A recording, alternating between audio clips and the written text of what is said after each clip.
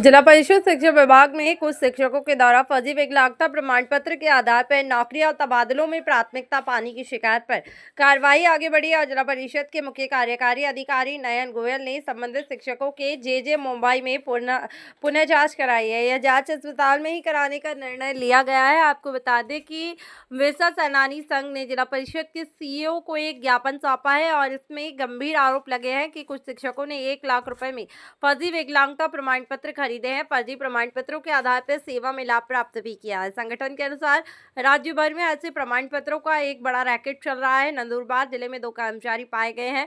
संगठन ने स्पष्ट मांग की है कि संबंधित जे अस्पताल की प्रामाणिकता की जांच की जाए और अस्पताल में पुनः जांच कर इसकी पुष्टि भी की जानी चाहिए।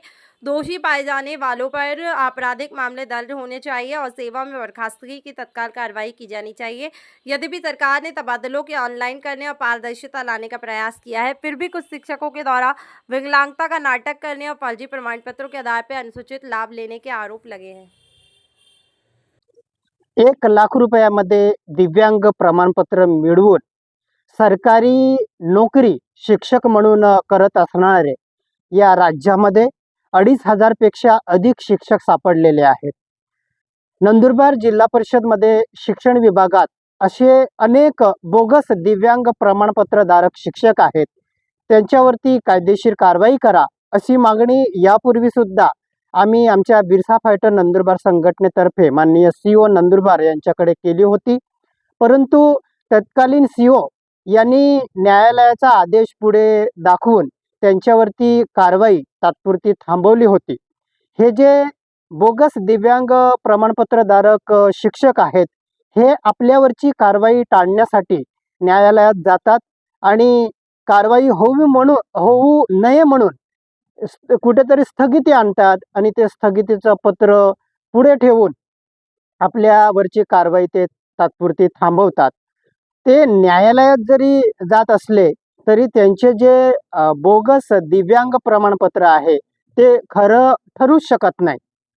खरोखर ॲक्च्युअली यांना जर आपण बघितलं तर हे जे बनावट प्रमाणपत्रधारक शिक्षक आहेत हे अगदी तंदुरुस्त धडधाकट दिसतात। कुठल्याच प्रकारचं शारीरिक अपंगत्व यांच्यामध्ये दिसून येत नाही। इतर शिक्षकांसारखेच हे तंदुरुस्त दिसतात, म्हणून कुठेतरी यांच्यावरती शंका येते। यांनी बनावट प्रमाणपत्राच्या आधारे शासनाची ही नोकरी मिळवून व शासनाच्या विविध योजनांचा लाभ घेऊन शासनाची फसवणूक केलेली आहे, म्हणून अशा शिक्षकांवरती कायदेशीर कारवाई होणं अत्यंत आवश्यक आहे। या सर्व शिक्षकांच्या प्रमाणपत्राची तपासणी जे रुग्णालय मुंबई येथे पुनर्तपासणी करण्यात यावी अशी आम्ही बिरसा फायटर संघटनेतर्फे मागणी केलेली आहे।